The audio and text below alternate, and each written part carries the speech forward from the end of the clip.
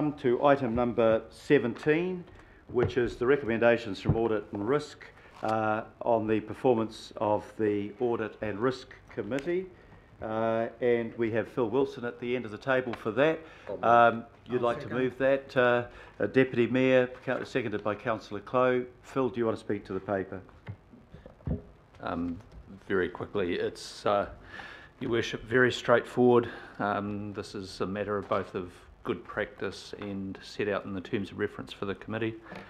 We made a number of changes to the operation of the committee, the makeup of the committee in 2016, and we're now in a routine of regular reporting back to the governing body. There should be that relationship between audit and risk and the governing body in terms of feedback.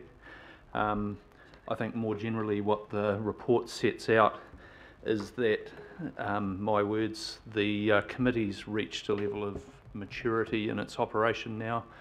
We've shifted the dial quite significantly in terms of the role that it fulfills in the organisation, and it's doing its job well. I think as evidenced by the quality of the relationship with the Auditor General and his staff and the confidence they have in this process. So the Audit Committee has audited itself and found that it's doing a fine job. Thank you. Questions? Councillor Cooper. Yeah, I just wanted to know, I mean, in this term we've had an independent chair, and just any feedback about the value of that, how that's, is it added value, has that lifted the level of maturity, as you say, or oversight? I won't comment on the individual. No, what I would comment on is the role. I think the advent of having the 3 independent members has been really useful. I think it helps frame some of the questions and discussions that should be asked, and I think has been useful, and other members of the committee might comment in terms of helping our internal elected governance come up to speed with the function of the committee. Thank you. And I think, to be fair, actually the quality of the chair has been very helpful as well. Indeed. I think having an independent chair just gives us that confidence that we've got people fully qualified, independent, and who can look at it without any regard to politics or anything else. So I think it's been a great change. Any further questions? If not, I'll put the recommendations. All those in favour, please say aye. Aye. To the contrary, no. Carried. Thank you very much, Phil. Ross, if I can get you back to the table, and Kevin, for, is this for Airport. Ed? Airport. Ed. Ed. I've been misled by my good secretary. Ed, welcome. Thank you. This relates to transfer of responsibility for Great Barrier Island airfields to Auckland Transport. I wonder, Councillor Lee, would you like to move this motion? Thank you, Mr. Mayor. I'm happy to move accordingly, and I can briefly give you. Sorry, I'll get you. I'll get Ed just to. I just want to get it on the table, and seconded by Councillor Simpson. I'll get Ed, and then maybe come back to you, Councillor. Good afternoon, Mr. Mayor, and good afternoon, councillors. Yes, look, the proposal before you today is to formally transfer responsibility for Aotea airfields to Auckland Transport. There's 2 steps here.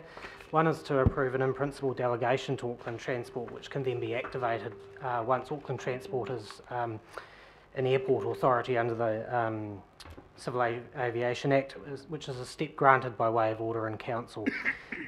Essentially, this is an administrative change, but longer term it does align with Auckland Transport's other transport roles on Aotea Great Barrier Island. Auckland Transport has the operational capacity and expertise to carry out this role, and in fact has been delivering this role for some time via a seconded staff member who gets seconded back to council because we are currently the airport authority over there. The Auckland Transport Board has considered this on a number of occasions and has endorsed taking the roles and, importantly, also the responsibilities of being an airport authority. I took the time to also discuss the proposal with the Aotea Great Barrier Local Board, and they are very supportive of it as well. The next steps are that we approach Ministry of Transport to help us prepare an order in council. They have indicated to me that they expect this to be pretty straightforward. But it is of course subject to ministerial and cabinet timeframes and priorities. But we would be hopeful that we'd get this all wrapped up and ready for the new financial year 2019-2020. So happy to take any questions. Thank you very much. I think we'll just go straight to questions and comments, and Councillor Lee. I'll make a comment if I could, Mr. Yep, Mayor. no, Is that okay now? Yep, that's fine now.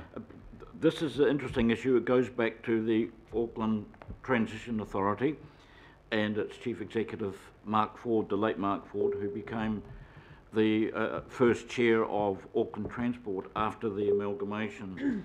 And he had a very strong view on Great Barrier airfields, that they should not be a part of Auckland Transport. And I never really discussed the matter in detail with Mark, but I got the impression he felt that there needed to be some limits around Auckland Transport and some focus, and he was concerned that the organisation might get too big. Now, at that time there was about 900 staff members, and I think it's virtually more than double that now. However, the Great Barrier people have had a different view, and almost from the start they wanted Auckland Transport to manage the airfield.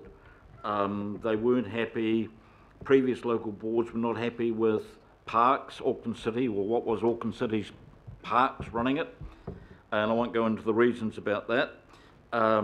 However, the present board has made it very, very clear that they support 8 years on the airfields going over to Auckland Transport.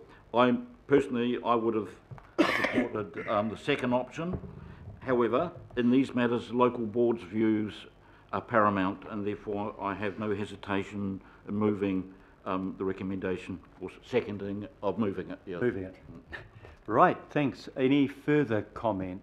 Supported by the local board, as we've just heard, and recommended by staff. If not, I'll put the recommendations. All those in favour, please say aye. Aye. To the contrary, no. Carried. Item number 19 is a summary of governing body information memos. Can I have somebody to move that? Councillor Simpson, seconded. Councillor Walker. Any questions or comments on that? If not, I'll put that resolution. All those in favour, please say aye. Aye. To the contrary, no. Carried. There were no extraordinary items. It just remains for me now to, on behalf of all our councillors, to thank our staff for their hard work during the year. I think we've been well served by our officers, both directly to this committee but overall. So if you can pass on to staff members, Stephen, the thanks of all councillors. Can I thank councillors for their work during the year, and to wish all of you well-deserved rest, and hope you have a peaceful, joyful, and most of all a safe Christmas and New Year. And with that, I'll declare the meeting closed for 2019. Point of order. Point of order. Too late, really, but Merry Christmas to you and Mary and your family as well. thank you, Richard. I think somebody suggested it'd be a good idea to have a end-of-year photo. So for the survivors around the table, shall we light up?